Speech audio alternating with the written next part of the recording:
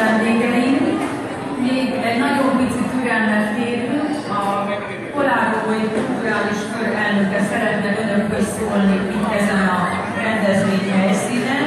A táncosok egy kicsit kifújják magukat és majd még jönnek, de közben akkor meg lehet nézni a Mamiskakonyha kínálatát, ki vannak írva, hogy milyen ételeket készítettek a nénik, és rajzár támogató jeggyel lehet hozzájutni az ételekhez, a Mamiska jeggyel pedig a kóstoló lesz.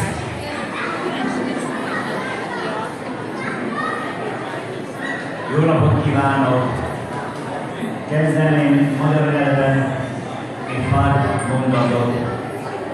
Engedjétek meg, hogy előre megköszönném minden barátunknak, mezőberegieknek, meg a többi települési embereknek, akik itt vannak, hogy ne engedjék, hogy ilyen szép pillanatot itten átéljük.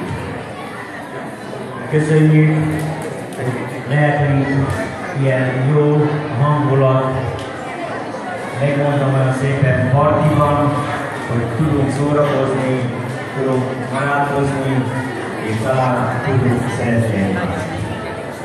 Milí moji priatelia, dovolte mi, aby som v slovenskom jazyku vás všetkých pozdravil. Pozdravil tých, ktorí svojou rukou, srdcom a rozumom prispeli k tomu, aby sme tu dnes mohli byť.